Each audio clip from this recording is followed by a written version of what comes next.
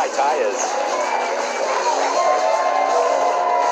Happy Wednesday, everyone!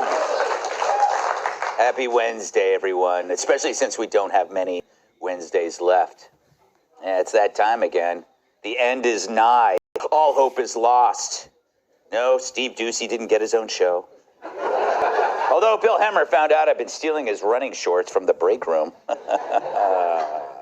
But forget about inflation or our increasingly bellicose adversaries. Pay no mind to fentanyl, the rising crime rate, or drag queen story hour.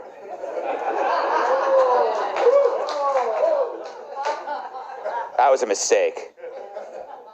I'm talking about Mother Nature, and boy, it's become a mother.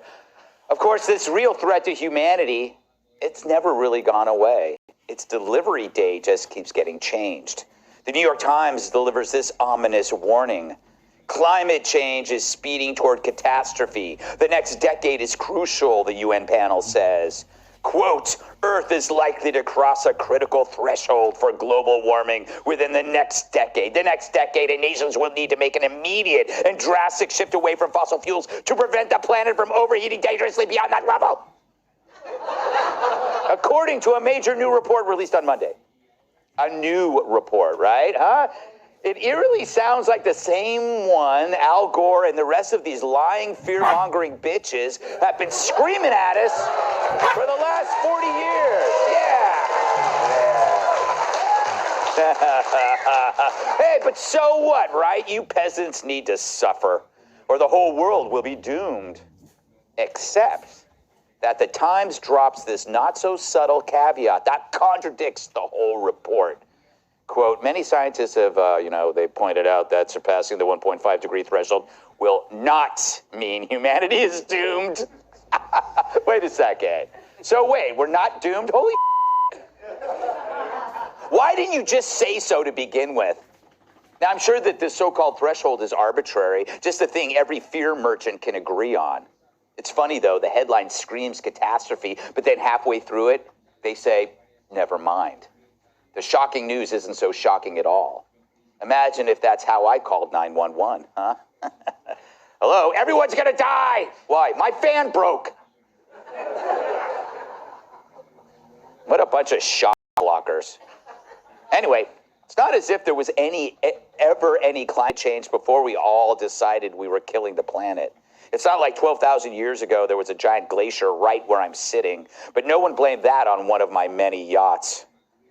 But we've been down this road before, like every few years, like for my entire life, and I'm 85 years old. I know I look great. It's all about hydration and a healthy sex life. Isn't that right, Melinda? But these experts keep moving the goalposts because they're worse at predicting the end of the world than the Mayans. 2012 was the last time I donated to charity because I thought the world was ending. What's the point, huh? Kids are gonna die. They pick the year everything ends, and then that deadline passes. Then coincidentally, Greta Thunberg deletes her tweet about it, and the climate crooks have to pick a new date. And then they start fiending for their doomsday fix once again. They say the sky is falling, when the only thing falling is this guy on the stairs of Air Force One.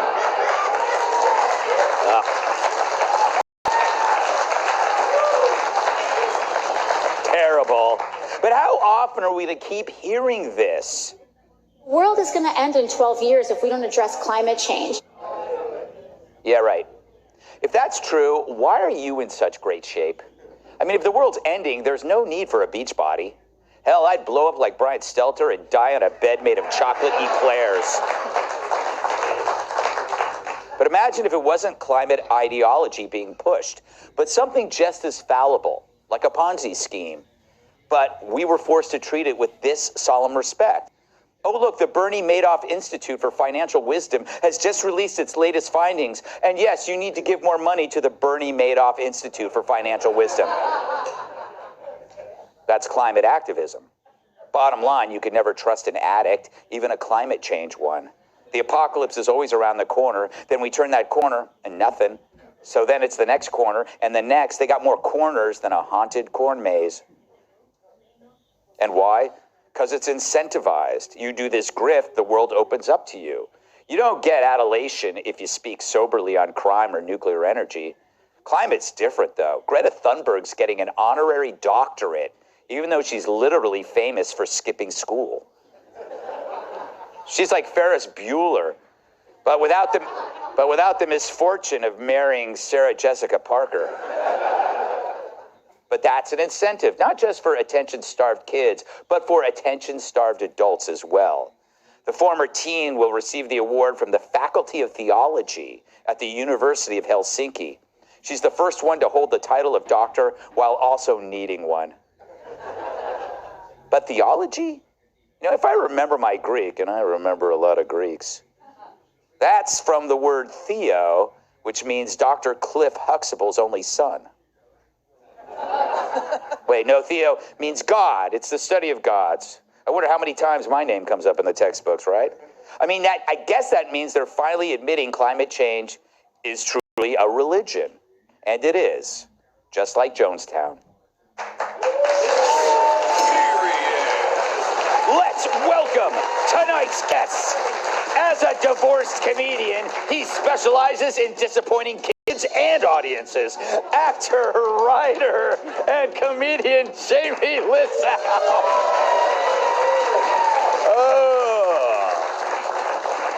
She came up with the idea to put bank pens on little change. Host of the Evening Edit on Fox Business, Liz McDonald.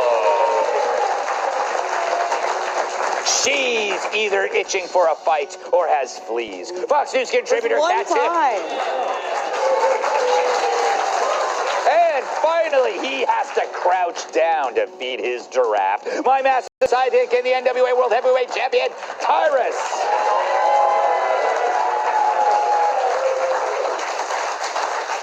Jamie, obviously, as we always point out, because, I mean, it's the only interesting thing about you, is that you live in Alaska. Mm-hmm. Everything else is kind of boring, sad, and tragic, and a little bit depressing. So we try to focus on the fact that you live in a state far away that nobody really goes to, and it's super cold. What are your thoughts on climate change, living in a place that's literally freezing?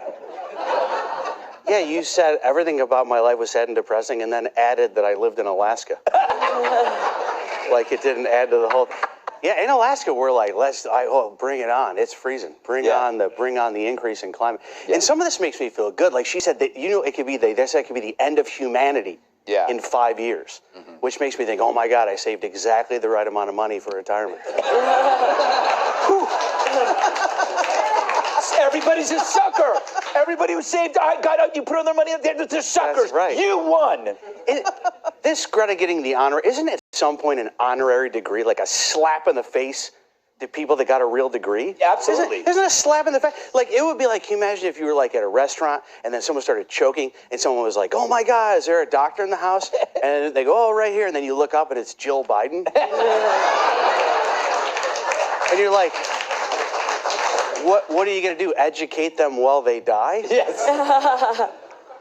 And by the way, her thing that you were saying about skipping school, that I believe is in reference to, she organized a Friday strike. Yeah. She struck, like, they wouldn't go to class on Fridays, which if you're going to protest in college, it is smart to do something that college kids, like, want to do anyway. Yeah. Like, I did some stuff in college that was real successful. I did a sleep in for sovereignty. Oh, that's good. On Mondays. And then I would bring all the guys to ladies' night, and we would try to get a piece for peace.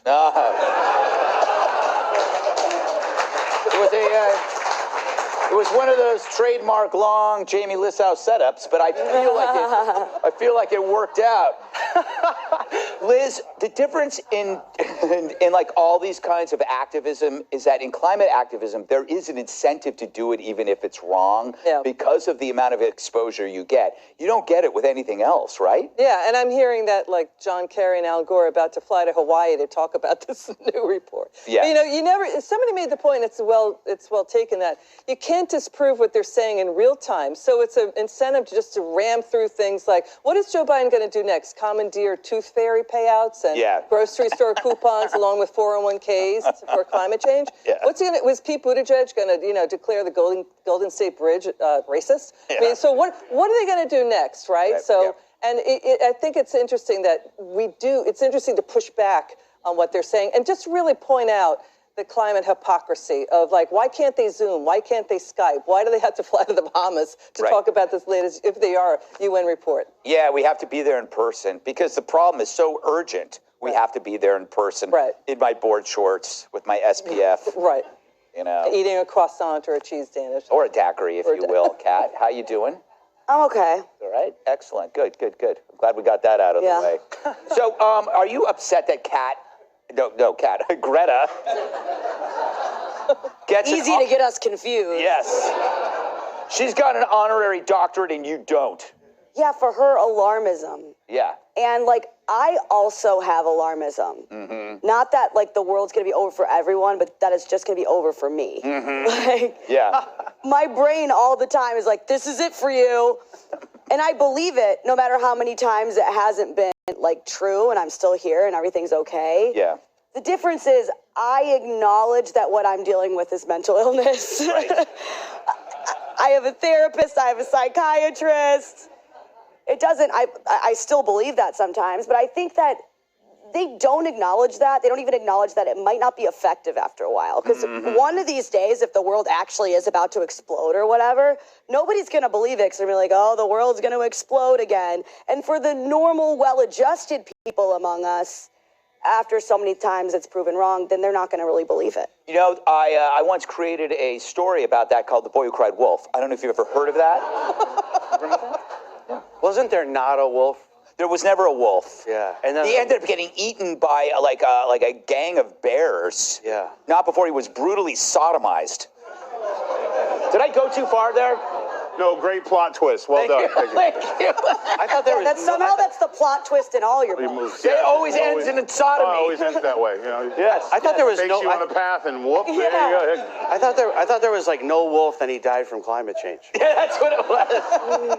Did not see that coming. Do you have a question, M. Night? Or M. Night. I enjoyed a knock on the cabin.